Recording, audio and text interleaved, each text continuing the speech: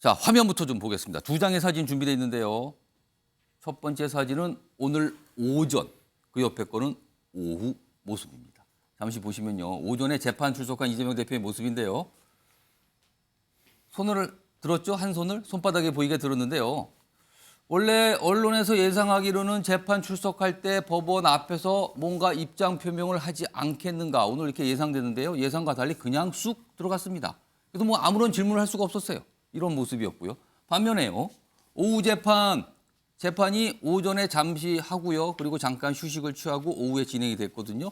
오후 재판 때는요. 얘기를 했습니다. 질문을 좀 받았어요. 그래서 이런 모습. 오전과 오후가 좀 다른 모습이 나타났습니다. 자, 그럼요. 이와 관련해서요. 오늘 이재명 대표의 모습이요. 그리고 앞서서 검찰 수사를 받기 위해 출석을 몇 차례 했죠? 당시의 모습까지 영상으로 묶었습니다. 보시죠. 지금 우리는 대한민국 헌정사 초유의 현장 그 자리에 서 있습니다.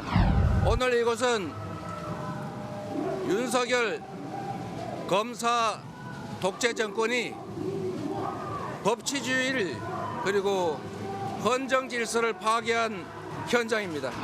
벌써 세 번째입니다. 사실 많이 억울하고 많이 힘들고 많이 괴롭습니다. 그래서 어떤 생각이세요? 시장 제주대 김문기 시장 몰랐다는 의견 그대로세요? 백현동 개발부지 의혹에 대해서 여전히 국토부 강요했다는 입장이십니까? 오전에 재판에서 보여진 것처럼 김만배를 몰랐다는 윤석열 후보의 말에 대해서는 조사도 없이 각하했고 김문기를 몰랐다는 이재명의 말에 대해서는 압수수색 그다음에 수십 명의 소환 조사를 통해서 기소했습니다. 이 부당함에 대해서는 법원이 잘 밝혀줄 거라고 생각합니다. 자, 오늘요. 특별히 조수진 의원님 모셨는데요. 지금 국민의힘 최고위원 후보로 출마 중이시죠. 오늘 좀 어렵게 모셨습니다. 이재명 대표 모습과 관련해서 첫 번째 질문 좀 드릴게요. 오전에는 법원에 도착했을 때 별다른 메시지 없이 그냥 쑥 들어갔어요. 그리고 많은 언론들이 깜짝 놀랐어요. 뭐가 좀 얘기할 줄 알았는데 안 했거든요. 반면에 오후 재판에 이제 들어갈 때는 질문을 좀 하나 정도 받고 어떤 입장 표명 그리고 역시 뭐 여권, 뭐 대통령을 향한 어떤 메시지 같아요. 비판하는 입장을 좀 내놓았는데 근데 그나마 앞서서 검찰 출석할 때는 종이에 메시지를 적어와서 준비한 채 낭독하듯이 읽었거든요. 근데 오늘은 좀 다른 모습이었습니다.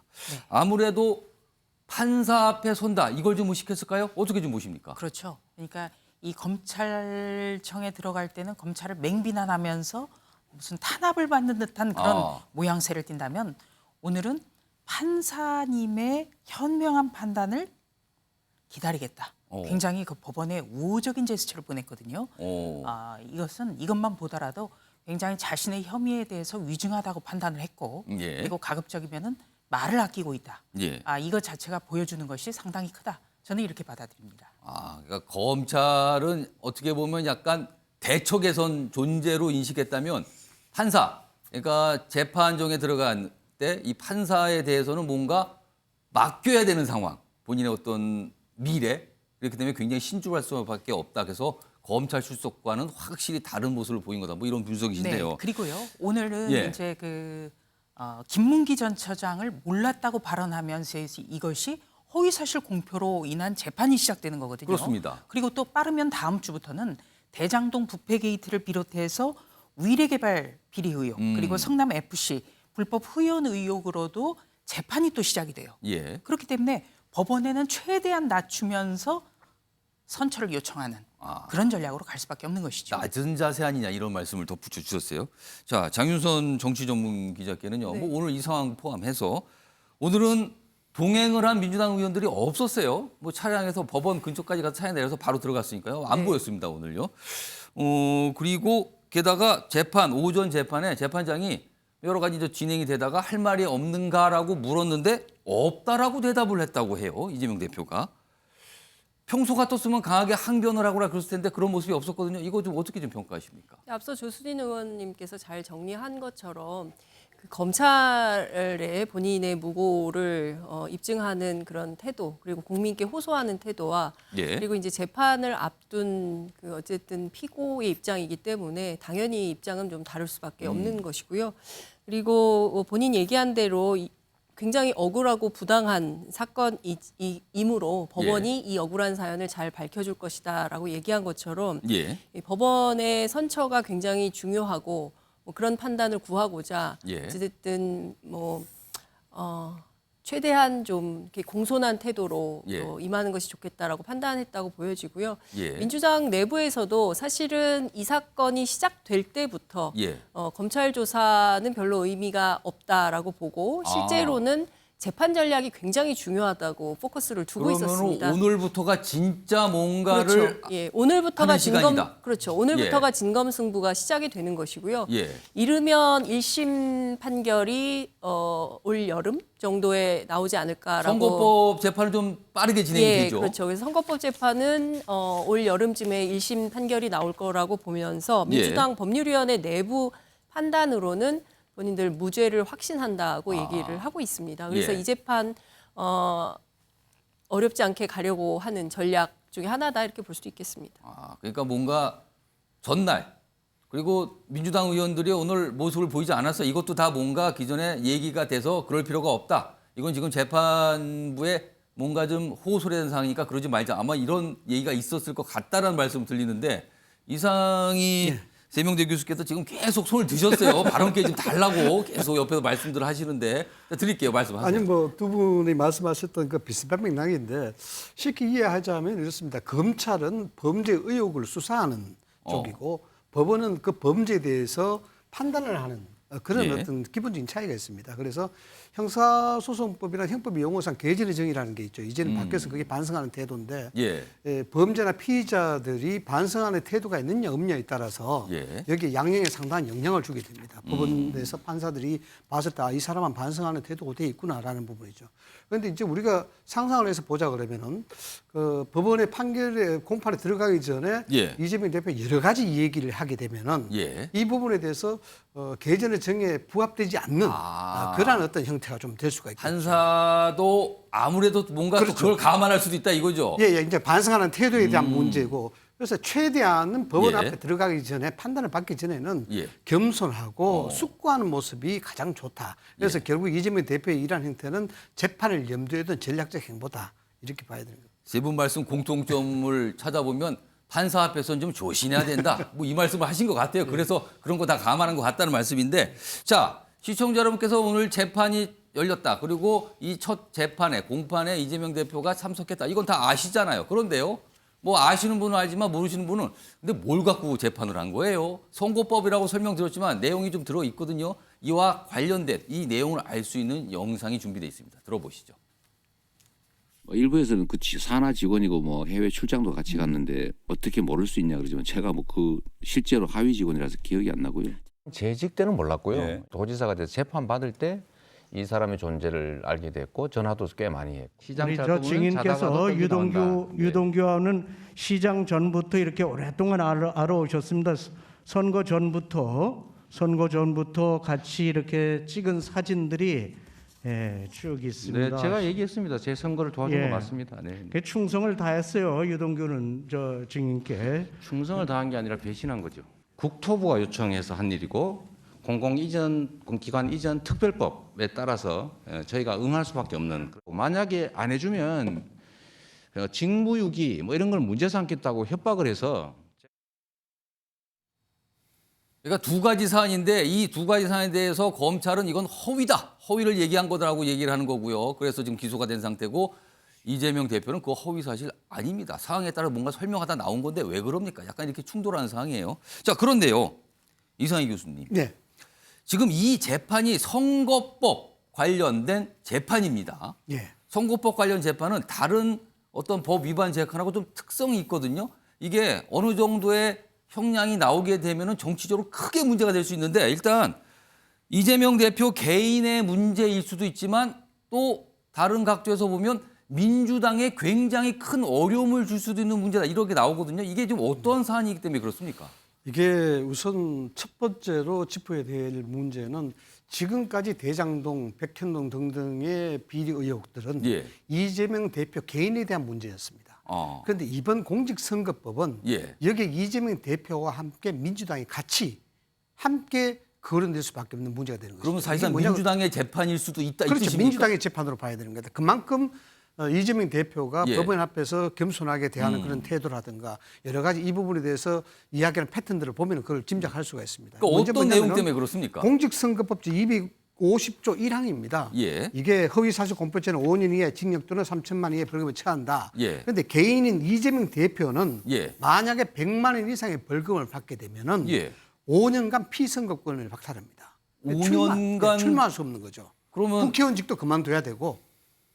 그러면은 5년간 안 된다. 그럼 지금부터 5년 안에 이루어질 어떤 선거를 따지면 선거를 못- 대선이 대통령 선거 못 나가는 거죠. 그럼 대선 출마가 봉쇄될 수도 있다는 겁니까? 예, 이건 이재명 대표의 개인적인 문제일 수도 있고 당 전체 문제일 수도 있죠.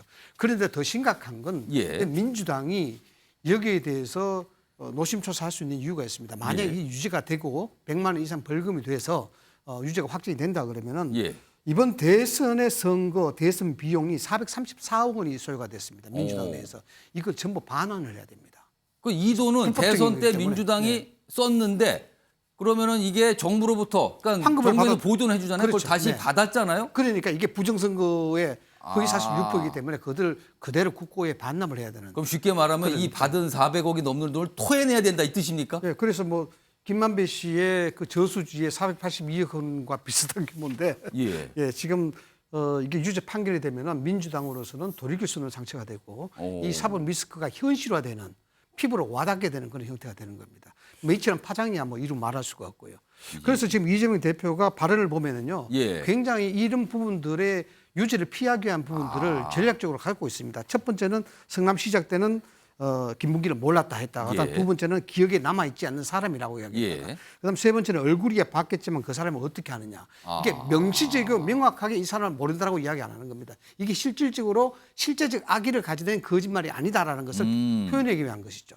그래서 오늘은 오후에 가서 법원에서 어떤 얘기 했냐 그러면은 김만배와 윤석열 대통령의 관계를 거론했습니다. 그 이게 관계를 뭐냐? 거론했어요. 이거는 약간 이제 이 부분을 인정하는 듯한 얘기인데 이것을 형평성으로 다시 몰고 들어가는 겁니다. 예. 예. 그래서 이 부분은 실질적인 피해가 거론된다는 점에서 민주당으로서도 굉장히 곤란하고 난감해질 수 있는 사건을 볼 수 있습니다. 자, 이번에는 김우영 민주당 강원도당 위원장께 지금 민주당 소속이니까요. 이게 자칫 재판 결과에 따라서 물론 시간이 좀 걸리겠지만 최종 이런 식으로 어떤 100만 원 이상의 벌금형 이상이 나오게 된다면 이재명 대표 개인 차원의 어떤 출마 봉쇄 이거는 차치하더라도 민주당에 심대한 재정적 타격을 줄 수 있다. 이런 결과가 나오네요, 지금요. 뭐 이거는 지금까지 어떤 검찰의 대장동이나 예. 성남 FC건이나 이런 데에 비하면은 이거는 걱정도 팔자인 사안이 아닌가. 걱정도 팔자인 사안이다. 걱정할 일이 별로 없다고 그렇다면은 생각합니다. 무죄를 확실하다 이 왜 말씀이십니까? 그러냐면은 김문기를 아느냐 모르냐 이거는 예. 기억과 인지의 영역입니다. 사람은 상황에 따라서는 국회의원이나 정치인이 자기 수행 비서하고도 때로는 악수를 해요. 예. 당황하면 그럴 수가 있거든요. 아, 수행 비서인데도 못 알아보고 악수하는 그렇죠. 경우도 있다. 예. 그리고 성남시 직원이 2,500명이 넘습니다. 예. 그리고 그 팀장급 김문기 씨랑 비슷한 팀장급이 한 600명 정도 됩니다.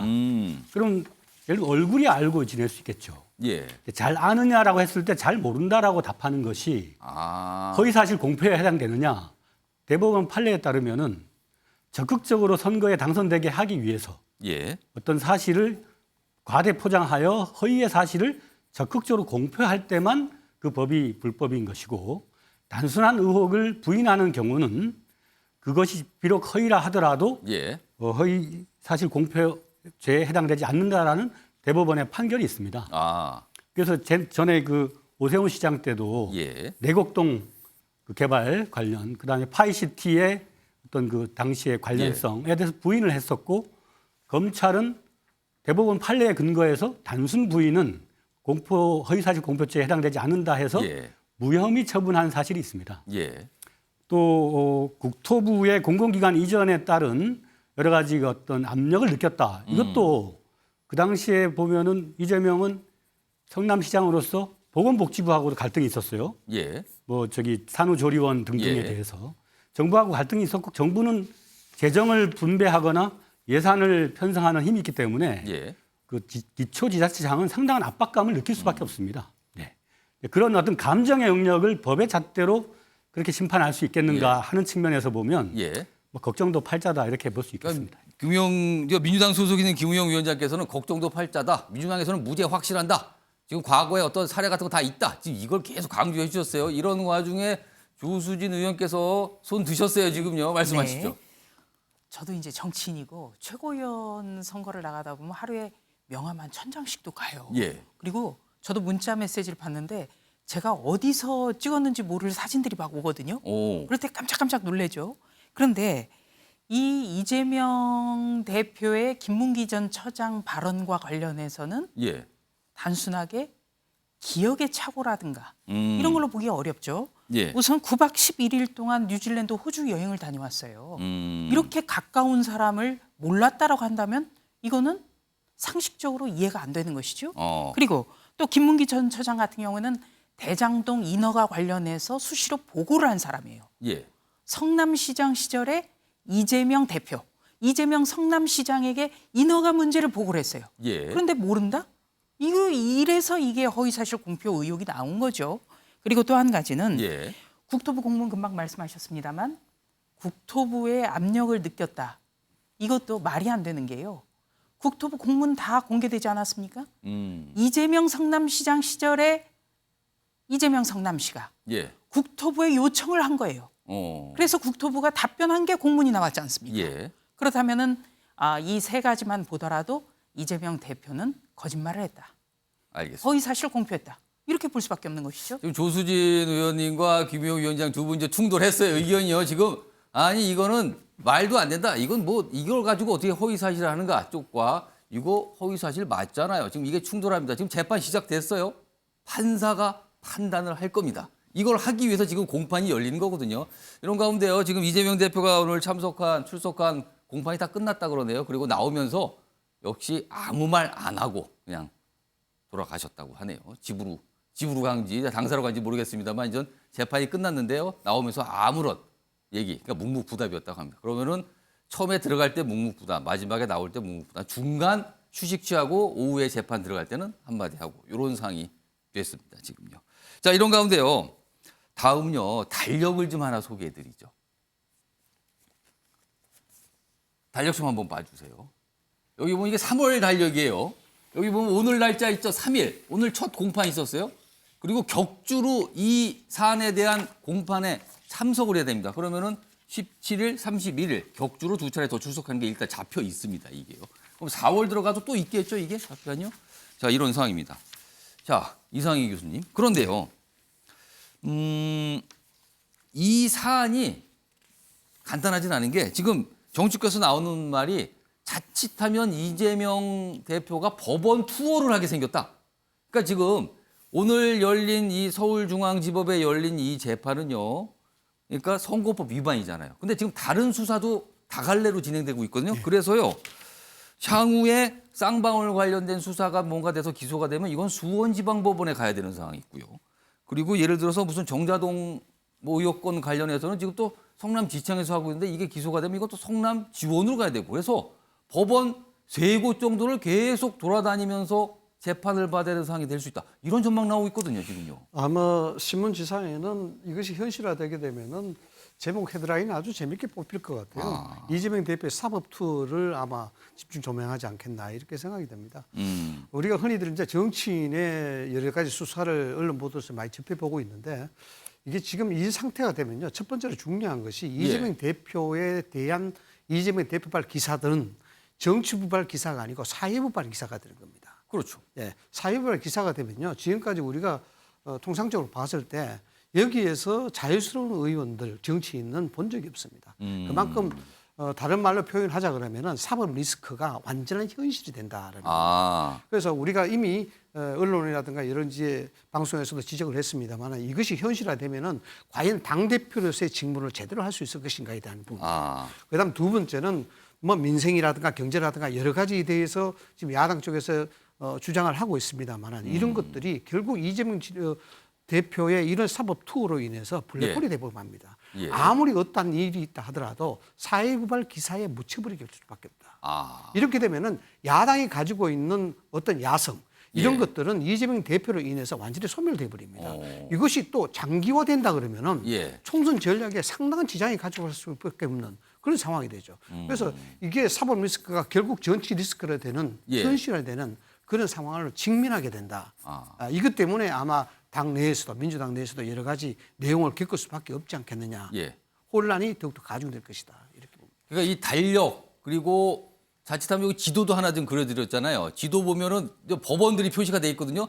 이렇게 재판을 받으러 이런 곳들로 가야 된다. 이른바 법원 투어를 해야 되는 상황도 이것도 뭐 간격이 짧아지겠죠. 아무래도 이렇게 재판이 여러 개 열리면 이런 상황이 올 수도 있다. 이게 이 자체가 사법 리스크 아니냐. 뭐 이런 지적이 이제 정치권 나오고 있는 상황인데요. 이와 관련해서요. 민주당 내부에서 뭐 앞서서 계속 이재명 대표의 당대표직 사퇴 얘기 뭐 이런 주장도 있었거든요. 관련 목소리도 준비했습니다. 들어보시죠. 지금 이제 이재명 대표가 수사받고 재판받으면 더욱더 이 검은 먹구름이 더 짙어진다. 어두운 먹구름이 더 가중될 것이다. 네. 뭐 이런 부분에 걱정이 되기 때문에 이재명 대표가 어쨌든 당대표를 유지하는 것보다는 당대표를 벗어나는 것이 당과 이재명 대표의 사법적 리스크를 분리 차단시킬 수 있는 최소한의 방법이 될 수 있다. 이런 의견을 저는 갖고 있습니다. 검찰이 기소하고 재판에서 사실을 다퉈야 할 것 같다고 대표님도 직접 말씀하신 적이 있으시거든요. 이때 대표직을 어떻게 수행할지 계획을 짜두셨을 것 같은데. 제가 경기지사일 때 네 가지 혐의로 기소돼서 전부 무죄를 받은 일이 있는데 약 2년 동안 그 재판에 시달렸습니다만 그 사이에 경기도정은 꼴찌 평가에서 1등 평가로 완전히 바뀌었다는 점 상기해 주시기 바랍니다. 그러니까 어떻게 당대표직 유지 가능하겠습니까?라에 대해서 과거에 제가 지사 때 다 했어요. 뭐 이걸 좀 이렇게 반박을 하는 모습인 거죠. 장윤선 기자께요. 지금 이런 법원 상황 그리고 지금 수사 사항을 다 지켜보면은 일단 지금은 격주로 재판에 나가야 되는데 이 수사 사항이 진척이 돼서 기소가 여러 건이 될 경우에는 글쎄요 매주 또는 수일마다 법원에 가는 상황이 벌어질 수도 있는 거거든요. 자 그렇게 된다면 과연 이재명 대표 당대표직 수행, 당대표직 업무가 제대로 될까 이겁니다 지금요. 실제로 그래서 민주당 안에 많은 의원들이 그 점을 걱정하고 있는 것이죠. 그래서 사실은 당대표 출마에 대해서도 만류를 했었던 거고 또 개항 출마에 대해서도 만류를 했었던 거고 뭐 당내에 심지어 이제 친명계라고 하는 분들 가운데도 이런 리스크가 있기 때문에 좀 잘 판단해 보는 것이 좋겠다라는 당부가 있었던 걸로 압니다. 그럼에도 불구하고 이재명 대표 스스로는 얼마든지 이겨낼 수 있는 문제라고 판단을 하고 있는 걸로 보이고요. 그러니까 성남시와 경기도에서 했던 것처럼 그러니까 본인과 변호인이 함께 재판을 종합정리하고 동시에 당대표로서 또 얼마든지 역할을 잘 해낼 수 있다, 문제없다라는 것을 자신하고 있죠. 그러나 사실 행정과 정치는 좀 많이 다릅니다. 그러니까 행정 같은 경우에는요. 사실 시장이나 지사가 공무원들한테 이거 이렇게 하십시오라고 하면 탁 돼 있죠. 그렇지만 주로 지시 이 얘기잖아요. 그렇죠. 그거는. 왜냐하면 이제 상명하복이 좀 먹히는 예. 행정은 그렇지 않습니까? 그러나 정치는 그게 안 되거든요. 왜냐하면 정치는 다 본인하고 비슷한 분들이 169명이 당 안에 있는 거거든요. 그러니까 같이 지시를 하면 왜 지시합니까? 이렇게 되는 상황이 돼버리잖아요. 말을 해도 말을 잘 안 듣죠. 그래서 사실 최근에 제가 취재를 해보면 이재명 대표가 아니, 당이 너무 안 움직인다. 의원들이 너무 안 도와준다. 이렇게 좀 볼멘 소리도 하신다는 얘기를 제가 들었습니다. 과거의 경기도지사 시절과 비교하면 그렇게 느낄 수 있다는 거죠. 지금. 충분히 그렇게 느낄 수 있죠. 그러니까 이게 사실은 기초단체장과 그다음에 광역단체장과 그리고 당의 정당의 야당의 대표를 역임한다는 것은 그 역할의 그러니까 사무 내용도 굉장히 많이 다르고요. 만나야 되는 단위도 다릅니다. 그렇기 때문에 사실상 상당히 버거울 수 있다. 그럼에도 불구하고 이재명 대표 스스로 자신하고 있으므로 지켜봐야 되지 않을까 싶습니다. 일단 뭐가 기소가 될 것 같죠? 지금 대장동 그리고 성남FC 지금 뭐 서울중앙지검에서 수사하고 있는데 지금 뭐 보도에 따르면은 다음 주 뭐 날짜도 9일 정도에는 기소가 들어가는 거 아닌가 불구속 기소라고 얘기가 나오고 있는데 그렇다면 그 이후에 다른 수사들도 진행이 되면 또 기소까지 갈 것이다. 이런 게 지금 보통 전망이거든요. 그렇다면 재판이 열리게 되는데 곳곳에서 재판이 열리는 상황. 과연 어떻게 대처할 것인가. 앞선 영상에서 이재명 대표는 경기지사 시절 사례를 들면서 그때 여러 건이지만 다 했다. 이걸 강조했습니다만 그때는 행정가였거든요. 지금은 정치가의 상황에 좀 다른 측면이 있다. 이런 측면에 좀 차이가 납니다. 자, 첫 번째 주제가 이걸로 정리가 됐고요. 다음 주제 역시 민주당과 관련이 돼 있는데 뭔가 옥중 공천 뭐 이런 단어들이 등장한 사안이 있었습니다. 그 내용 확인해 보겠습니다. 화면 보시죠.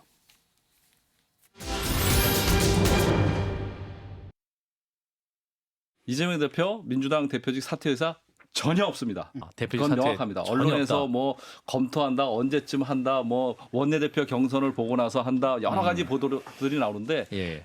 그 전부 다 추측성 보도.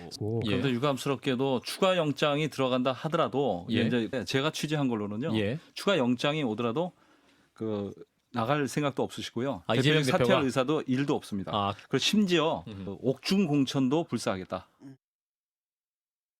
그러니까 어제입니다. 어제 한 언론의 논설위원장이 이재명 대표와 전화통화했는데 이런 얘기 들었다. 질문하면서 뭔가 옥중 공천 등등등 지금 내용 들으셨죠? 이런 거 가능하다는 식으로 얘기를 들었다라고 얘기를 언론에서 한 겁니다. 그런데요. 오늘입니다. 이런 내용에 대해서 민주당이 대변인 명의의 입장문을 냈는데요. 이렇습니다. 몇 가지 사안이 세 가지 사안인데 그거에 대해서 그렇게 생각을 밝힌 적도 없고 그렇게 결심한 바도 없다고 했습니다. 자, 상황이 지금 묘할 때 이게 나온 거예요. 조수진 의원님, 네. 이거 어떻게 좀 생각하십니까? 저는 그 CBS의 김규환 논설실장을 아주 잘 알아요. 예, 근데 평소에도 직접 다 취재를 하는 분이거든요. 언론사 대선배지만. 그래서 이런 거를 전할 때는 이재명 대표와 직접 전화 통화라도 하지 않았을까. 그거는 사실이라고 예, 합니다. 전화 통화한 건 분명히 사실인데. 했고 굉장히 예. 깊이 있게 얘기를 했을 거예요. 그리고 이 옥중에서 공천을 불사한다. 예. 이 얘기도 그 대 기자가 그냥 전한 게 아니거든요. 분명히 말을 들었으니까 전달을 했을 겁니다. 예. 그리고 저도 더불어민주당 내부에서 저 비슷한 얘기를 들었어요. 예. 그렇기 때문에 이재명 대표의 심경을 고스란히 반영했을 거다. 그리고 이번에 불체포 특권 그 투표 결과를 보면서 이재명 예. 대표가 많은 생각을 했을 거예요. 아마 더불어민주당 의원 한 사람을 볼 때마다 O인지 X인지 이거부터 아마 고민할 거거든요. 예. 그렇다면은 상식적으로 끝까지 공천을 놓지 않겠다라는 속마음을 보여줘야만 위기를 그래도 어느 정도는 피해갈 수 있을 거라고 분명히 생각할 겁니다. 예, 그렇기 때문에 이거는 충분히 개연성이 있다. 직접적인 발언일 예. 것이다. 그런데 워낙에 이거는 파장이 클 수밖에 없기 때문에 예. 이제 더불어민주당이 대변인을 통해서 어떤 진정에 나섰겠죠, 진화에. 그런데 잘 생각해야 될 게요. 내년 4월 총선이 있습니다. 예. 총선은 국회의원으로서는 자기 선거예요. 그런데 당대표가 개인의 비리 의혹과 관련해서 매일 법정을 드나드는 것. 예. 그렇다면은 내 선거에는 이건 치명타거든요. 그리고 더불어민주당 이재명 대표가 지금 받고 있는 각종 비리 의혹은 더불어민주당과는 아무런 관련이 없어요. 예. 전부 성남시장 때, 경기도지사 때 개인 비리 의혹이란 말이에요. 그렇다면 더더욱이 더불어민주당 의원들은 더 동요할 수밖에 없고 이거는 친명도 계속해서 감싸기는 어려울 거예요. 예. 그렇기 때문에 전략적으로라도 이재명 대표는 옥중 공천도 불사한다. 이런 생각을 하고 발언도 아마 했을 것이다. 저는 예. 그렇게 봅니다. 자, 김우영 위원장님. 그러니까 세 가지 내용을 꺼낸 거예요. 다시 정리를 하면 추가 영장이 오더라도 나갈 생각이 없다. 그리고 사퇴할 의사, 그러니까 당대표직에서 사퇴할 의사도 없다. 그리고 그의 연장선에서 만약에 뭐가 잘못되더라도 옥중 공천도 불사하겠다. 이런 생각을 밝혔다고 지금 한 언론의 논설위원장이 기자가 전한 거예요. 근데 그거에 대해서 민주당이 부인을 한 거죠. 근데 부인 내용은 그렇게 전화 통화한 건 맞지만 그렇게 생각을 밝힌 적이 없고 그렇게 결심한 바도 없다라는 거예요. 그런데요, 이 옥중 공천 불사하겠다.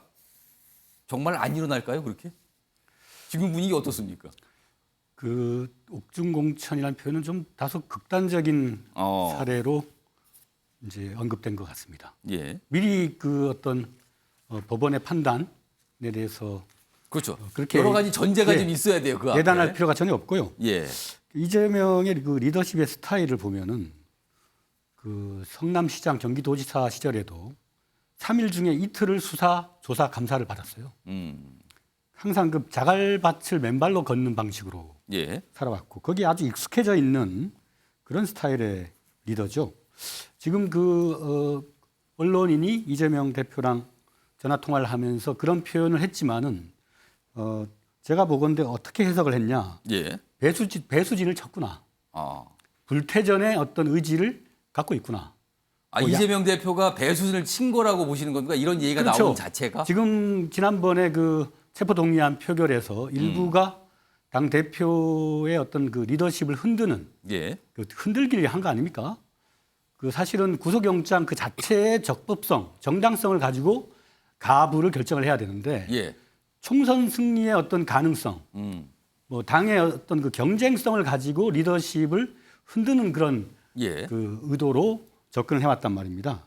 그런 흔드는 시도에 대해서 약간의 그 반응을 내가 양보할 수도 있어, 물러날 수도 있어 이러면 더 흔들게 돼 있거든요. 예. 그래서 지금 이재명 대표는 돈 한 푼 업자로부터 받지 않았고 예. 또 배임이라고 하는 것도 그 대한민국의 그 지자체장 대부분의 그 행정 권한을 가진 인허가권자들은 개발 사업에 대해서 인허가권을 행사를 하고 예. 거기서 발생하는 민간의 초과 이익은 예. 단 한 푼도 환수하지 않았어요. 다른 단체장들은. 예. 이재명만 5천억 넘게 환수를 했습니다. 그걸 갖고 배임으로 걸었단 말이에요. 예. 그거는 법 전문가들이 보더라도 예. 상식에 맞지 않는 그런 거기 때문에. 김우영 위원장님, 그건 알겠습니다. 네. 그건 이제 네네. 민주당에서 지금 사안에 대해서 민주당에서 강력하게 설명하는 내용이잖아요. 근데 지금 여기서 중요한 거는 한 언론인이 이재명 대표와 통화해서 뭔가 대화를 주고 받았는데 그 내용이 아까 말한 세 가지 뜻을 비친 것 같다라고 얘기를 했는데 그거에 대해서 민주당에서 아니라고 밝힌 거예요. 아니라고. 근데 세 가지 내용 중에 특히 귀를 잡는 거는 그럼 김우영 위원장님 아까 배수의 진을 이재명 대표가 친 것 같다는데 그럼 결과적으로 향후에 어떤 일이 있어도 당대표 사퇴 안 할 것이고 최악의 경우가 와도 옥중에서 뭔가 대표 권한을 행사하겠다. 이 뜻으로 봐야 됩니까? 그러니까 어떠한 경우라 하더라도 예. 그것이 대한민국의 사법부가 법률적인 판단으로 그것이 잘못됐다라는 판단이 나오기 전까지는 예. 당원들이 압도적으로 선출한 당대표로서 예. 그 지위와 권능을 대신 행사해야 할 책임이 있는 거죠. 대표 심부름꾼입니다, 당대표가. 그러면 그런 얘기를 했는데 그 기자가 오해했다 이렇게 보시는 겁니까? 좀 그러면? 이제 기자의 입장에서는 예. 다소 내피셜로 좀 강한 표현을 한 게 아닌가 그렇게 판단합니다. 알겠습니다. 지금요 이상희 교수님하고 장윤승 기자 다 손 드셨거든요. 제가 1분 30초씩 시간 좀 압축해 드릴 테니까 이상희 교수님, 장윤승 기자 말씀하시죠. 먼저 이상희 교수님. 얄팍한 간복이라 봐야 되겠죠. 얄팍한 뭐요? 간복이라 봐야 되겠죠. 간복이요? 예. 오. 왜냐 그러면은 이재명 대표를 먼저 좀 이해를 해야 되는데요. 예. 편협적 시각이 될 것 같습니다만 이재명 대표의 정치 행보를 보면은 일종의 갬블러 같은 행보를 많이 합니다. 국회의원 대선에 떨어지고 국회의원 선거에 나간다든가 예. 바로 또 당대표에 나간다든가 등등의 이런 거 보면은 뭔가 흡사 또 갬블러 같은 그런 느낌을 주는데 이번 같은 경우에 뭐 언론사의 논설위원이 예. 이걸 뜬금없이 얘기할 리는 없습니다. 우리 조수진 의원께서 이야기했듯이 언론이 가지고 있는 책무가 있기 때문에 전혀 갑자기 뭐 난데없이 나오는 게 아니다. 난데없이 지금. 나온 것이 아니고 이거는 이재명 대표가 그 논설위원을 활용한 것이죠. 진짜 스피커로 활용한 것이죠. 왜냐 그러면은 앞으로 향후 정치 행보가 굉장히 중요한데 여기서 어떤 갬블러 같은 어떤 선택을 좀 하긴 해야 되는데 지금 본인의 입으로서 어떤 향방을 이야기한다는 것은 여기에 민주당 당내 지지자들이라든가 국회의원들이 이재명 소위 사법 리스크에 대해서 엄청나게 피로해 되어 있습니다. 피로해 되어 있고 이게 불안한 요소가 있는데 또 이재명 대표가 본인의 입으로 앞으로 향후에 대해서 이야기한다 그러면은 아. 여기 엄청난 파장이 다시 또 일어날 가능성이 당내 또 일각에 가장 불리하죠. 반발이 있을 수도 불리하죠. 있고요. 그래서 논설을 위해라는 사람을 통해서 이러한 부분들을 흘려서 여기에 대한 여론의 향배를 점쳐보는 겁니다. 그래서 자기의 행보로 가겠다는 것이고 옥중 공천을 하더라도 우리는 예. 나는 단호하다. 이것은 결국 흩어질 수 있는 우려가 있는 그 팬덤의 지지층들을 흔들리지 말라는 그런 간접적 사인으로 봐야 되는 거죠. 그렇다면 이상희 교수님은 일종의 이럴 때 쓰는 표현 있죠. 언론 플레이. 이걸 한 것 같다라고 지금 분석하셨어요. 자, 이번에 장윤선 기자. 제가 취재한 바에 따르면 그 김규환 논설위원장은 지금 너무 힘들다. 이런 힘들다고요? 얘기를 하고 있습니다. 예, 전화를 받지 않겠다라는 건데요. 그러니까 민주당에서 저렇게까지 뭔가 반박하니까 힘들다 그 그런 뜻입니까? 것 같아요. 그래서 본인이 없는 말을 한 것은 아니나 해석의 영역은 존재한다. 이런 얘기를 하고 있습니다. 이것도 이게 좀 약간 예, 애매하게 실제, 되네요. 예, 그러면은. 예. 다만 언론에 이 대표가 안 한 얘기를 하면 되겠냐라는 입장을 밝히고 있습니다. 그것도 의미심장한데요. 예, 제가 그것도. MBN 그 정치와이드 들어오기 직전에 예. CBS 이 프로그램 담당하는 PD와 직접 취재를 통해서 확인한 내용이었어요. 여하튼 지금 스코어는 이렇습니다. 자, 그러면 이재명 대표는 무슨 생각으로 사실은 다른 것은 모르겠지만 옥중 공천 불사 이게 이 6단어가 굉장히 국민들에게 주는 충격파가 큰 이거는요 거 아니겠습니까? 정치적으로 대단한 파괴력이 있습니다. 그렇습니다. 이거는요. 그렇기 때문에 이것에 관련된 이제 진실 게임이 지금부터 시작이 된다고 봐야 될 것 같은데요. 실제 제가 취재를 해보면 예. 민주당 안에서는 어떤 기류가 있냐 하면 전반적으로 이재명 대표가 지금 상황에서 그냥 물러날 필요도 없지만 물러나지도 않을 것이다라는 기류가 있습니다. 민주당 내 기류는 그렇다. 예, 그렇습니다. 그러니까 본인 스스로도 물러나지 않겠지만 그리고 지금 물러날 필요도 없다. 다만 앞서 김호영 위원장님 말씀하신 것처럼 예. 재판이 어떻게 흘러갈지 현재로서는 예단하기 어렵고 그렇죠. 재판 결과에 따라서 또 민주당 당헌 당규에 따라서 이재명 대표가 거취 문제를 스스로 결정하고 판단하고 정리할 때가 올 가능성도 높다라고 보는 측면이 있습니다. 그렇기 예. 때문에 이 문제는 특히 민주당 안에는 개혁의 딸들이라고 하는 예. 강성 지지층들이 존재하고 그분들의 목소리가 매우 크고 경우에 따라서 무슨 발언을 했을 때 문자 폭탄이 굉장히 많이 쏟아지고 그렇습니다. 거기 내용은 사실상 인격 상실의 수준에 해당하는 내용들이 많기 때문에 의원들 예. 스스로 부담을 굉장히 많이 느끼고 있습니다. 예. 그래서 지금 상황으로서는 첫 번째 재판이 어떻게 흘러가는가를 잘 지켜봐야 한다. 두 번째 이재명 대표의 결심을 기다리는 수밖에 없다. 예. 이런 입장입니다. 그러나 당 내부에는 우리 내부가 상당히 딜레마적 상황임은 분명하다. 예. 첫 번째 내년 총선을 앞두고 이재명만으로도 안 되지만 두 번째 이재명 없이는 안 되는 이런 딜레마네요. 딜레마적 상황이기 때문에 예. 여기에서 어떤 정치적 묘수를 낼 것인가는 민주당 내부의 집단 지성이 필요하다. 이런 얘기를 하고 있습니다. 그러니까 지금 굉장히 민감한 시절이에요. 그리고 민주당 내부가 일단 뭐 심리적 분당 아니냐, 이거는 양 진영이 극한 내분 아니냐, 내전 아니냐 이런 상황이 벌어지고 있는 상황에서 옥중 공천 불사라는 얘기가 언론인을 통해서 나온 거예요. 깜짝 놀란 거죠, 다들. 그 민주당이 굉장히 뭔가 서둘러서 반박을 한 것 같기도 하고요. 좀 더 지켜봐야 될 것 같습니다. 진짜 이게 그냥 툭 튀어나온 얘기인지 아니면 어떤 속내를 반영해서 스물스물 스며 나온 건지 아직은 단정하기는 좀 어려울 것 같습니다. 자, 그런데요. 딜레마 사항이 하나 더 있습니다. 지금요. 화면으로 소개해드리죠. 바로 이겁니다. 기소가 됐을 때 당직을 정지, 직무를 정지하는 규정이 민주당 당원에 있어요. 이것 때문에 지난해도 사실은 이재명 대표와 관련해서 이거를 바꾸는 문제 가지고 진통이 좀 있었거든요. 그런데요, 최근에 기동민 의원과 이수진 의원 지금 당직을 맡고 있거든요. 최근에 기소가 됐습니다. 한 사안에 관련. 근데 기소가 되면 당에서 뭔가 판단을 해야 되는 거예요. 그럼 이게 기소가 돼서 문제가 있으니까 당직을 정지할 건지 아니면 이거는 좀 문제가 있고 뭐 정치적 탄압 같으니까 그럴 필요 없다든지 뭔가 결정을 해야 되는데 아무 결정은 안 하고 있습니다. 지금요. 아무 결정을 안 해요. 우리 기소 상태. 그래서 이걸 가지고 혹시 향후에 있을 이재명 대표 관련 사안 때문에 이러지도 저러지도 못하는 거 아니냐 이런 얘기가 흘러나오고 있습니다. 자, 이와 관련해서요. 민주당 내부의 목소리가 있거든요. 들어보시죠. 검찰의 이런 부당한 영장 청구이자 윤석열 정권의 정적 제거를 위한 정치 영장으로 이미 저희들은 말씀을 드렸습니다. 그렇기 때문에 이것은 정적 제거를 위한 야당 탄압, 그 다음에 정치 탄압이기 때문에 당원 80조 그 사망에 의해서 이건 해당되지가 않습니다. 오늘 최고위에서 그 이준영 의원이랑 김종대 의원이 당원 80조 정도 관련해서 관련된 논의 없었습니다. 자, 김우영 위원장님, 이른바 이제 라임 사태 관련해서 기동민수진 의원이 이제 기소가 됐어요. 지금 당직을 맡고 있는데 여기 뭐 제1정책조정위원장, 그다음에 원내대변인 각각 맡고 있거든요. 당직이 있어요. 근데 당직 정지 여부, 뭐 정지시킬 거면 시킬 건지, 이건 아니면 아닌 건지 왜 결정 안 하고 있습니까 지금? 뭐 매일 그런 의사 결정을 하는 건 아니고요. 예. 근데 날짜도 안 잡았어요. 뭐 한다고. 네, 지금 그 두 사람의 어떤 기소 부분이 그 공소 사실이 정확하게 아직까지 당에 전달되고 있지 않은 걸로 알고 있습니다. 혹시요 이게 어떤 결정을 하더라도 이재명 대표에게 향후 있을 어떤 사안에 대해서 부담이 될까를 걱정하는 건 아닙니까? 앞으로 검찰에 의해서 예. 여러 차례 또 다른 혐의가 있는 의원들의 혐의 사실이 예.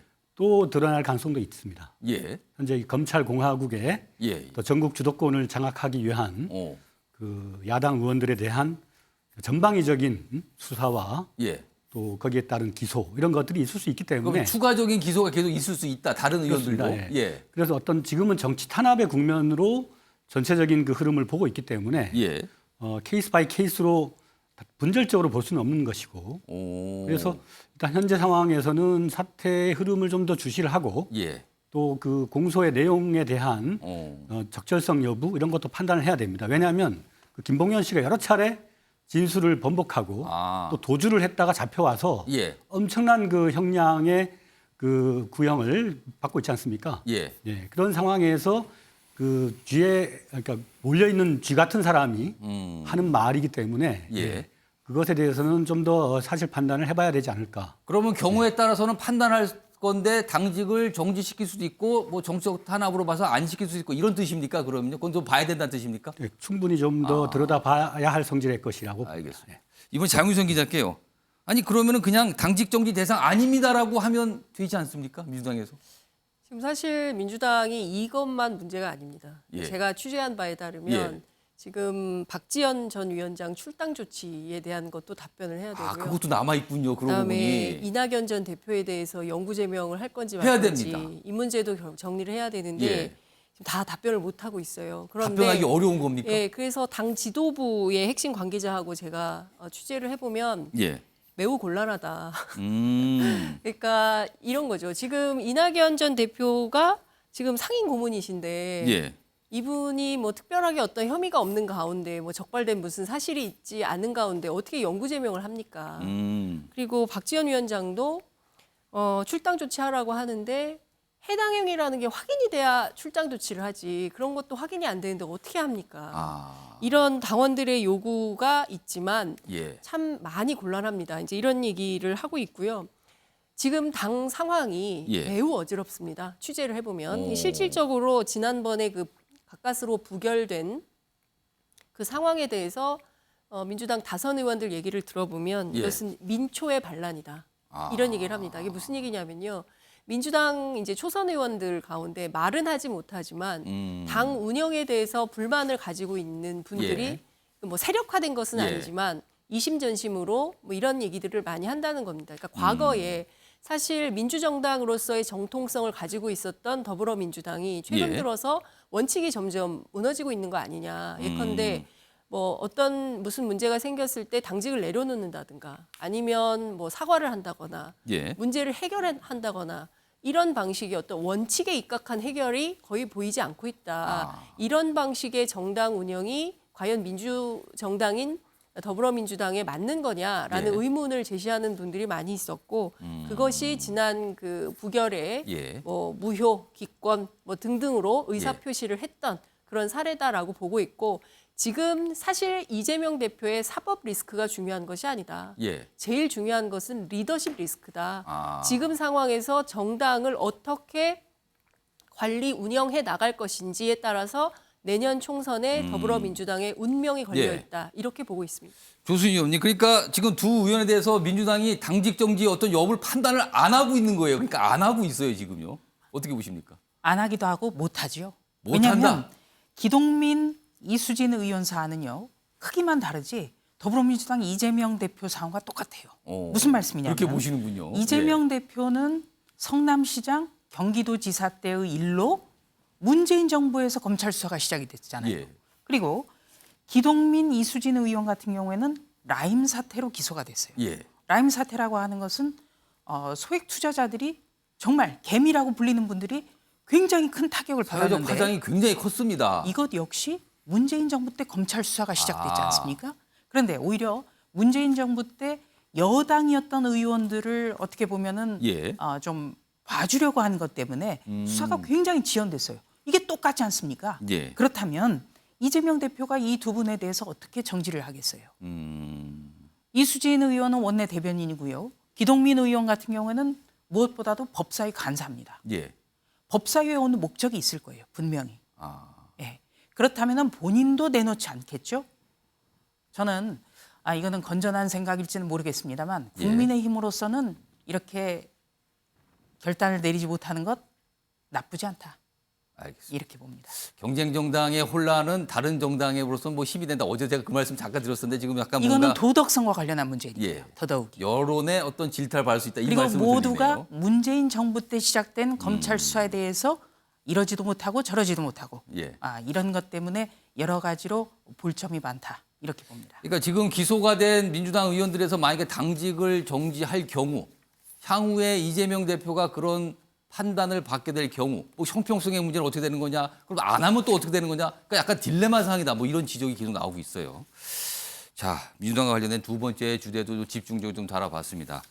자, 지금 시간이요 오후 6시 28분 좀 빠르게 지나고 있는데요.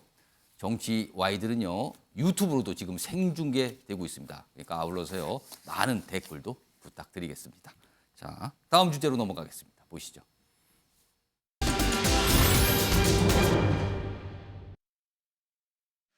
놀랍게도 1987년에 이문열 작가가 우리들의 일그러진 영웅을 통해서 그려냈던 시골 학급의 모습은 최근 국민의힘의 모습과 다 있습니다. 지금의 국민의힘에서 엄석대는 누구일까요? 그리고 엄석대 측 핵심 관계자는 어떤 사람들일까요? 누군가가 전당대회를 반장선거에 비유했던가요? 반장선거를 통해 엄석대가 권력을 획득하면 그 권력이 무한하던가요? 이제 곧 투표가 시작되는 전당대회에서 천하람, 허은하, 김용태, 이기인 네 후보는 지금 소설 속의 한병태와 같은 위치에 서 있습니다. 당원 여러분의 투표로 이 소설의 결말을 바꿀 수 있습니다. 천하람, 김용태, 허은하, 이기인 이 네 사람이 소설상의 나약한 한병태로 끝나지 않도록 모두 투표에 나서주십시오. 오늘 이준석 대표가 오전에 윤석열 대통령을 이문열 작가 소설 엄석대에 빗대는 표현을 했는데 혹시 보셨다면 어떻게 생각하시는지 말씀해 주세요. 저는 그 글을 보면서 엄석대가 이재명을 지칭한 것으로 이해했습니다. 장유성 기자는 이 엄석대, 이준석 대표가 얘기했던 엄석대가 누굴 지칭한 것 같습니까? 지금 이 김기현 후보는 이재명 대표라고 얘기했는데 누구를 지칭한 걸로 들으셨습니까? 김기현 후보 표정이 굉장히 재밌는데요. 그 많은 언론이 예. 그 윤석열 대통령이라고 지칭을 하고 있죠. 예. 또 실제로 이게요. 예.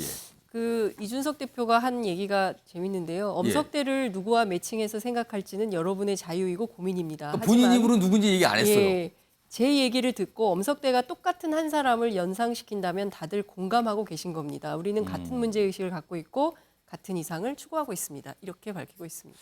그러니까 오늘 기자회견 한 것도 사실은요. 이 천하람 후보가 뭐랄까요? 약진을 하긴 했는데 지금 뒷심이 얼마나 갈 것인가 아주 약간 부족해 보인다 이런 평가 받고 있거든요. 그래서 오늘 아마 호소라는 기자회견을 한 것 같은데 그러면서 이 얘기 한 소설 속의 주인공 얘기를 꺼낸거든요. 김우영 위원장께서는 엄석대가 누구로 들으셨습니까? 뭐 양두구육 이런 말보다는 그래도 비유를 잘한 것 같습니다. 좀 점잖은 표현입니까 그나마? 예. 우리들의 일그러진 영웅은 많이들 읽어봤잖아요. 예, 유명한 소설이죠. 그 학급을 어떤 소통과 대화로 서로 이렇게 조화를 이루는 게 아니고 강압과 힘에 의한 지배로 예. 그렇게 하는 그 과거에 이제 어떻게 보면 전근대적인 그런 문화 그런 리더십을 상징하는 사람이 지금 누구겠습니까? 알겠습니다. 지금 뭐 그래서 이준석 전 대표도 직접 본인이 누구라고 얘기하는데 뭐 상상해 보세요. 약간 이렇게 던졌어요 지금요. 그래서 그거에 대해서 갑자기 엄석대라는 이름이 오늘 기사에 계속 들어가고 있는 상황입니다. 일단 그만큼 지금 막판이거든요. 당대표 후보들의 경쟁이 그래서 약간 호소전을 벌이고 있는데 다음은요. 안철수 후보와 김기현 후보가 뭔 한 가지 산을 놓고 약간 주고받듯이 하는 상황이 벌어졌는데요. 그 모습을 영상으로 확인해 보겠습니다. 윤석열 정부의 성공은 단일화가 옳았음을 국민으로부터 인정받는 것이기에 윤석열 정부의 성공을 위해 저는 최선을 다할 것입니다.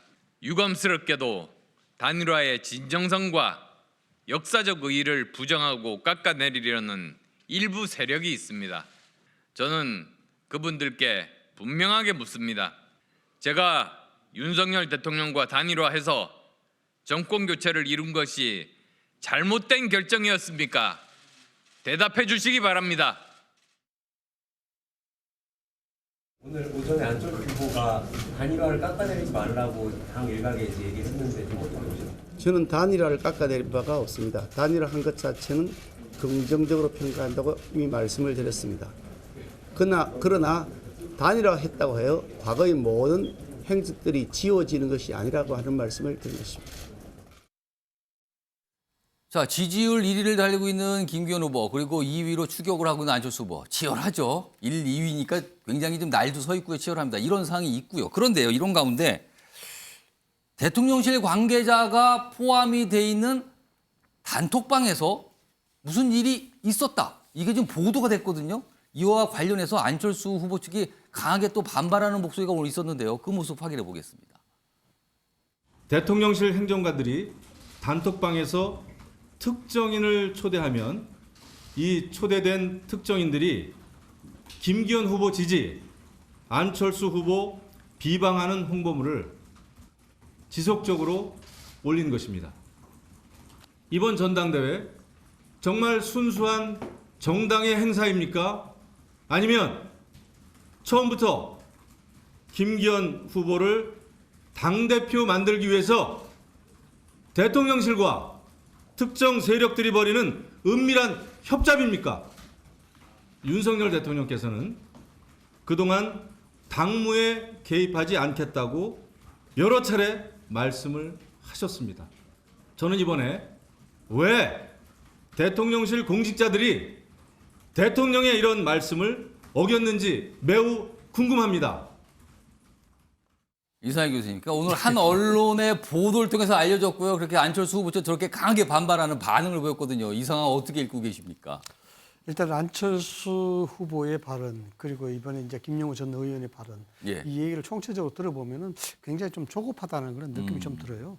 우선적으로 안철수 후보 같은 경우에 단일화에 대한 역사적 의의 이런 것들 부정한다고 그러는데 제가 알고 있기로는 아직까지 뭐 단일화에 대해서 역사적으로 부정하거나 의미를 축소시키나 이런 기류는 보이지 예. 않습니다. 뭐 이런 건 한마디로 이야기해서 전체적인 비윤석열 전선의 예. 선두로 자리를 만들겠다라는 어떤 캠페인 전략의 일환으로 좀 이해가 되고요. 그다음에 이 단톡방 얘기는 예. 뭐 단톡방 결론적으로 단톡방 얘기는 좀 결론적으로 좀 뭐 조심해야죠. 대통령 비서실에 있는 사람은 입이 있으되 없음이라는 말을 기억을 해야 됩니다. 말을 안 해야죠. 일단 이 보도가 사실이라고 전제하게 된다면 좀 조심했어야지 이런 조심했어야 말씀입니까? 되죠. 그래 지금 또 굉장히 예민한 시기 아닙니까? 예. 이것이 또 당원 100%의 당대표 경선 선거를 앞두고 여러 가지 지금 갈등이 첨예화되는 상황에서 그렇습니다. 대통령실이 이런 빌미를 줘서는 안 된다는 생각인데 예. 다만 이건 있습니다. 기사를 보니까 단톡방의 구성원들이 사회 수석실이더라고요. 예. 사회수석실은 이건 뭐 전체적으로 언로가 굉장히 열려 있어야 되는 그런 수석실입니다. 예. 여러 가지 이제 일반인들과 그리고 시민 단체에 있는 사람들 이런 사람들과 다양한 의견을 주고받을 수밖에 없고 여기에 때에 따라서는 유의미한 정보라든가 유의미한 민심을 예. 듣기 위해서 여기에 동조를 해야 되는 그런 부분도 없지 않아 있습니다. 그건 뭐 제 경험상 이야기를 해드리는 부분인데 예. 그런데 이런 부분들이 대통령 사회문화수석실에서 이걸 단톡방 일반인이 왔는데 나갈 수 있는 가능성이 있을 것이라고 저는 짐작을 못했을까.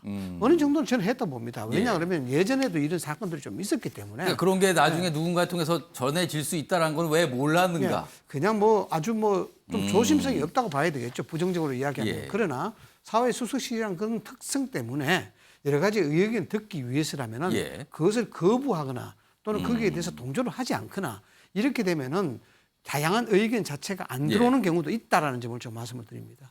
그러니까 말씀을 종합하면 약간의 사고가 난 것 같다 이런 말씀을 들리기도 하네요 지금요. 그걸 가지고 너무 좀 침수봉대하는 것 같아서. 알겠습니다. 근데 지금 뭐 안철수 후보 측에서는 강하게 반발하고 있거든요. 그러니까 이거 아마 오늘도 이렇게 얘기했으니까 내일도 아마 얘기를 꺼야지 않을까 싶기도 한데 아무튼 기다려 보고요.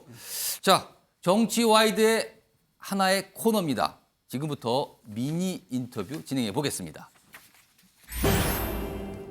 자, 오늘 미니 인터뷰 대상은요. 오늘 패널로 출연하셨어요. 조수진 의원인데요. 또 다른 직함이 있죠.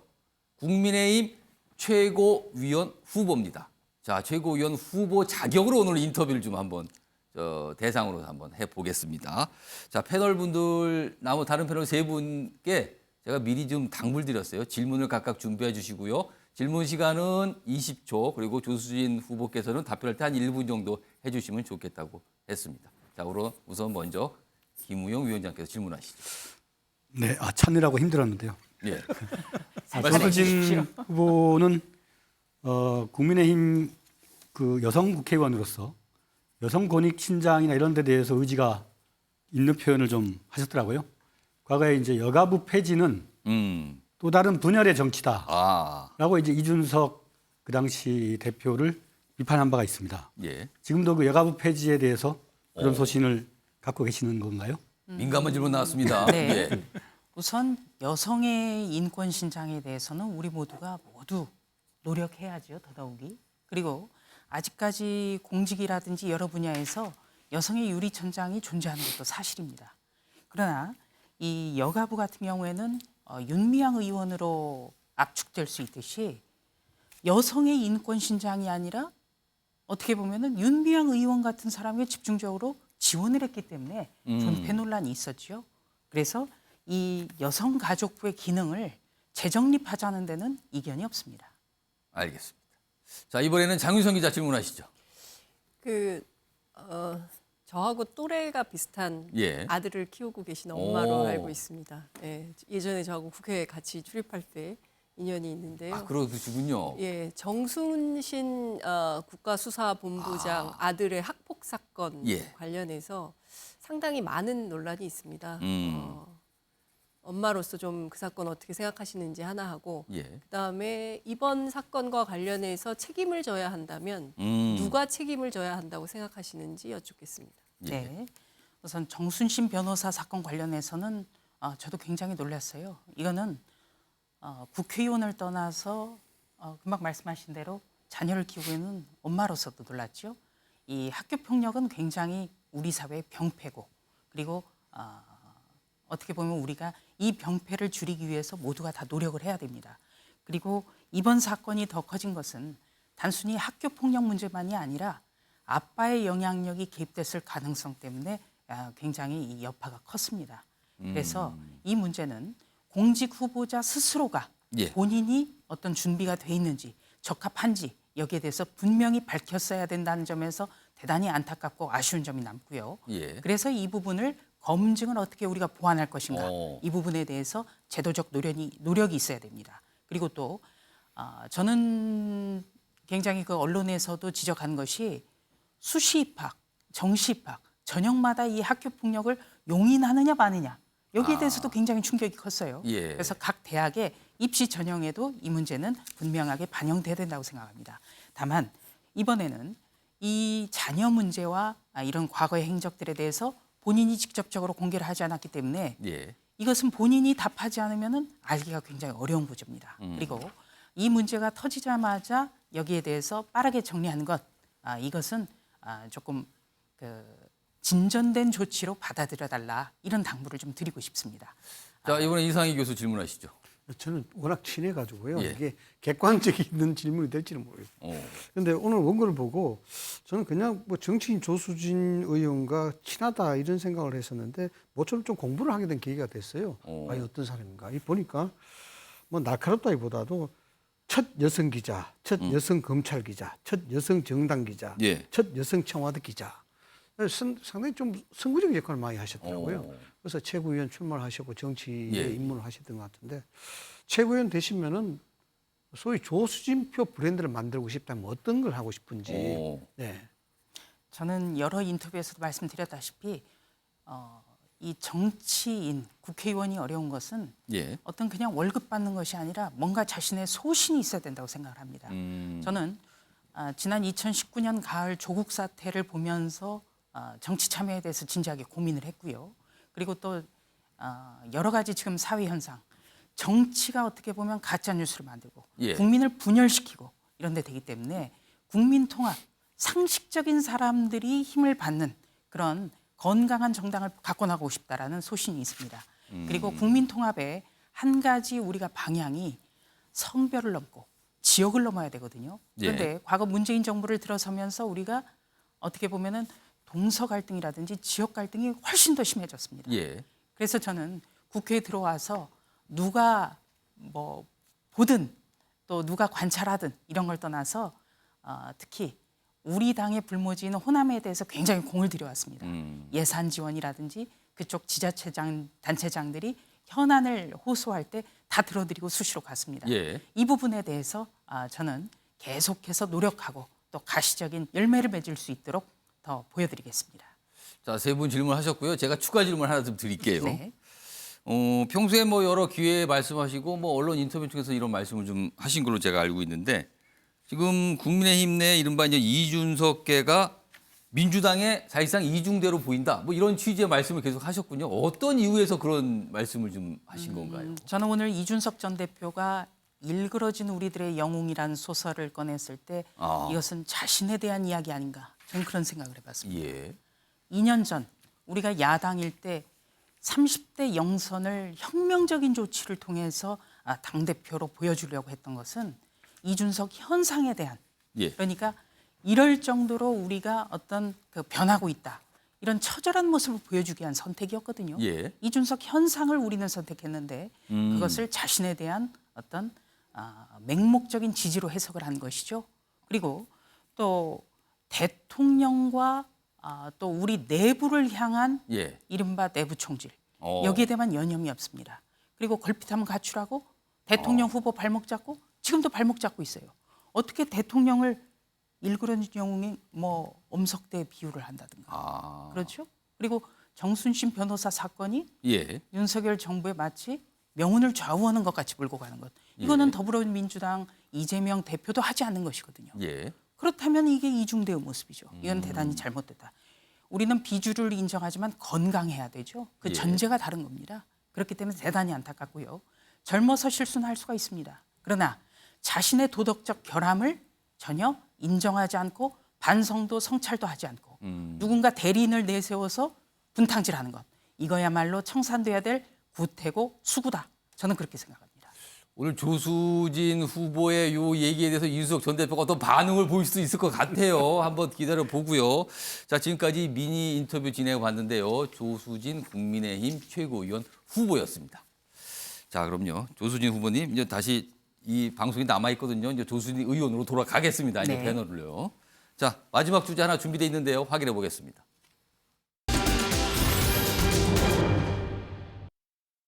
자, 화면을 좀 하나 소개드리죠. 이게 오늘 공개가 된 정당 지지율 여론조사예요. 여기 보시면요. 이렇습니다.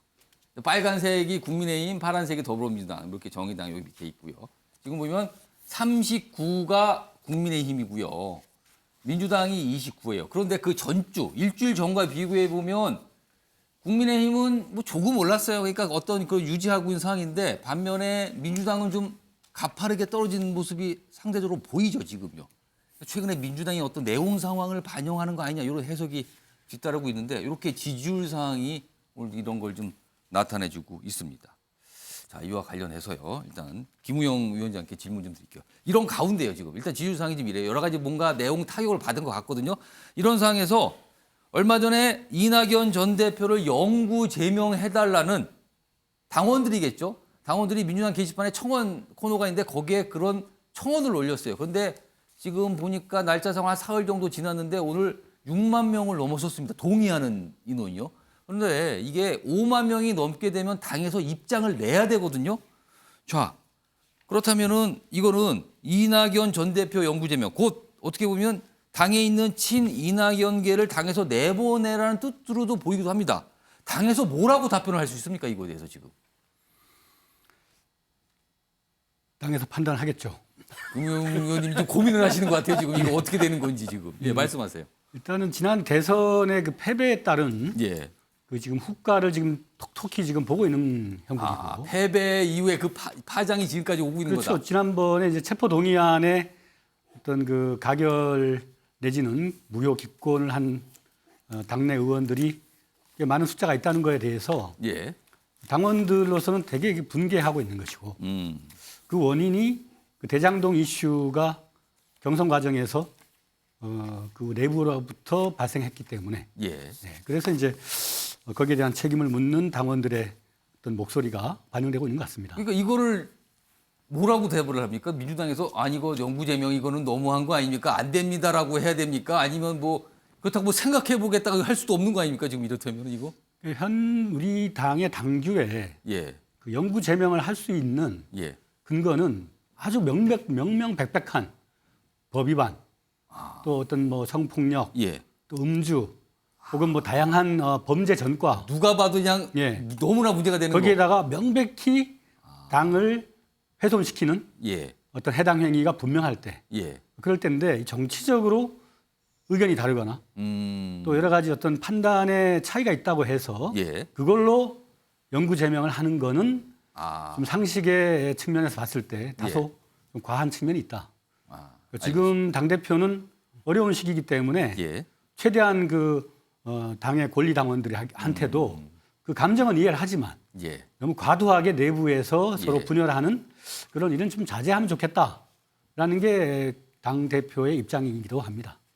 지금 오늘 뭐 여러 가지 이런 입장에 대해서 사실은 이른바 친문계로 뽑히는 여러 가지 민주당 내 이런 뭐 인물들, 인사들도요 또 반발해요. 이거 뭡니까? 이런 식으로 지금 몰아가는 것도 조직적 아닙니까? 요즘에 민주당 내에서 조직적이라는 표현 참 많이 나와요. 이탈표도 조직적이냐?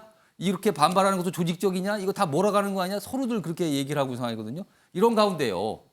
오늘 오후에 여의도의 민주당사 앞에서 이른바 수박 깨기 행사가 있었다고 합니다. 그 모습 영상으로 좀 준비했는데요. 확인해 보겠습니다. 민주당 의원들이 어떻게 이렇게 당한 곡 듣고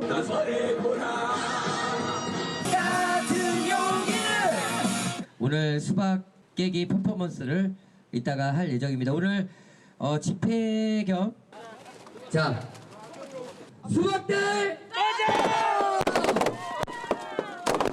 네 너무 많이 터뜨리지 마세요. 이따 마시면 진짜 수박을 깬 건 아니고요. 수박 모양의 풍선을 밟는 그걸 이제 깨기로 어떤 상징하는 그런 행사를 열었다고 합니다. 민주당 내에서 수박이라는 표현은 어떻게 보면 굉장히 혐오적인 표현으로 지금 잘 잡아버렸어요. 지금요. 이상희 교수님. 그러니까 이른바 지금 강성 지지층, 뭐 개혁의 딸, 뭐 개딸이라는 표현이 조금 약간 거칠게 보이잖아요. 그래서 개혁의 딸 이렇게 쓰기도 하는데 뭔가 수박 인물을 색출하겠다 이런 모습에 대해서 또 친문계에서는 이른바 뭐 과거에 이제 이 친문계로 꼽히신 분들 또 반발하고 있거든요. 이거 지금 뭡니까 이게 심리적 내전입니까? 이거 어떻게 보십니까 지금? 심리적 내전, 심리적 혼란 상황이죠.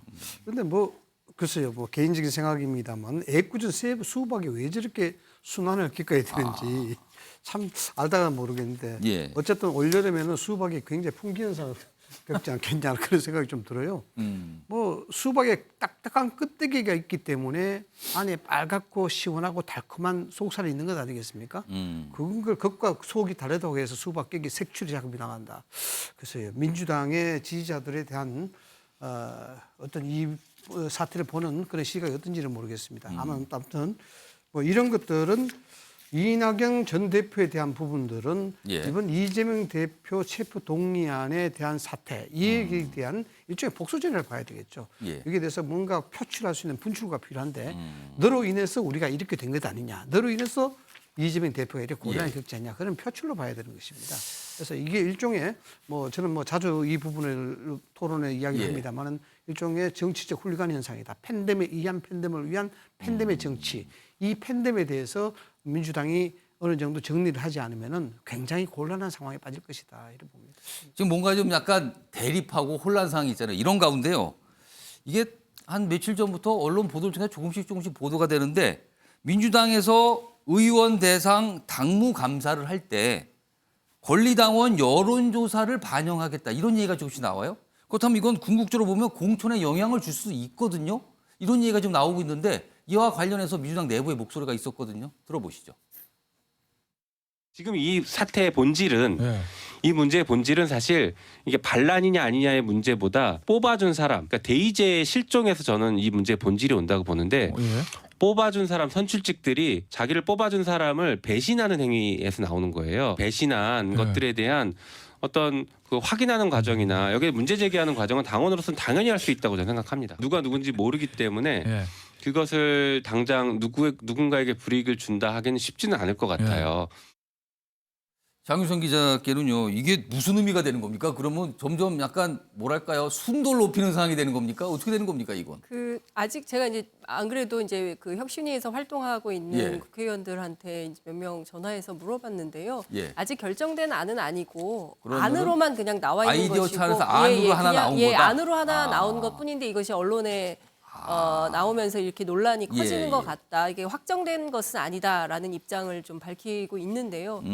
그럼에도 불구하고 당 내에서 이렇게 뭐라고 해야 됩니까? 순혈주의라고 해야 될까요? 아니면은 마이너스 정치라고 해야 될까요? 사실은 이제 국민의힘도 마찬가지고 민주당도 마찬가지고 정치권 전반을 취재하고 있는 제 입장에서 볼 때는 선거에서 가장 중요한 것은 중도 전략입니다. 그러니까 중도를 어느 쪽이 먹느냐에 따라서 선거 승리의 유무가 승패가 갈리는 건데요. 그걸 이른바 확장성이라고 하잖아요. 그렇습니다. 당의 확장성이 굉장히 중요한 거고 그런 것은 사실 국민의힘에게도 과제고 민주당에게도 과제입니다. 그런데 지금 민주당은 그 중심을 좀 잃고 있는 것은 아닌가. 그러니까 지금 있는 어떤 그 정말 그 열혈 지지자들만으로는 절대로 선거에서 이길 수 없습니다. 이것을 계속 확장하고 넓히는 전략으로 가져가는 방식으로 당원도 그리고 민주당도 지도부도 역할을 해야 되지 않을까 싶습니다.